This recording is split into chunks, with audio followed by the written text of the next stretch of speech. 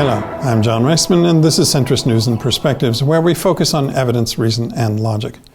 Today, we're going to jump right into the numbers on testing in the United States because Donald says things are going well. It looks like there are indications coronavirus is getting under control. But what if he's faking the data? What if he's manipulating it somehow? Someone is in his administration even, because he'll never take responsibility for what's going on. That's for certain. Let's take a look. The first chart is the chart that Trump wants you to see. All you see is the tests are going up. We're up to around 9,000 tests a day. He says this is better than any other country. It's not true. Many other countries in the developed nations are actually testing more than 9,000 a day and did it much faster than Donald Trump did.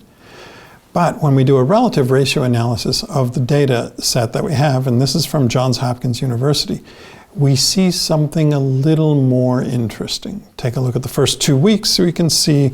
And we had a late start from Donald, of course, because he was too busy out campaigning to pay attention to coronavirus. And let's not forget, the presidential daily briefing was said to have information on the coronavirus back in November.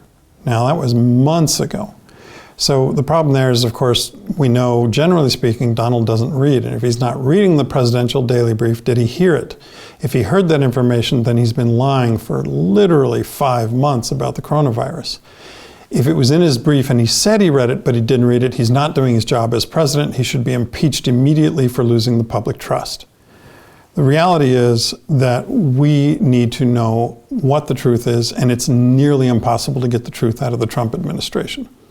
But what's going on with this data? And this is critical.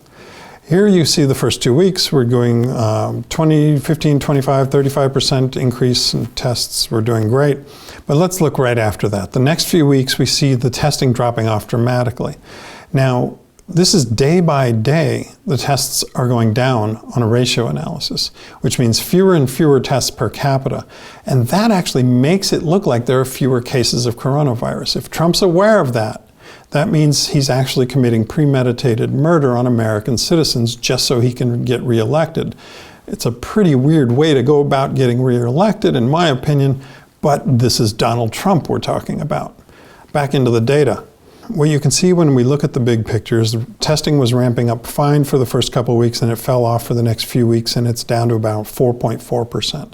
Again, if Donald Trump is aware of this, which, by the way, if a reporter ever asks him, he will deny because he always denies it. And then he blames somebody else and says it's their fault or their fault. Democrat, Hillary did it. Who, I don't know, Russia, something. You never know. It's Donald. But if he does know about this, it is premeditated murder. If he doesn't know about this, he's unqualified to be president. Either way, we're stuck with a binary choice. I'm John Reisman, and this is Centrist News and Perspectives.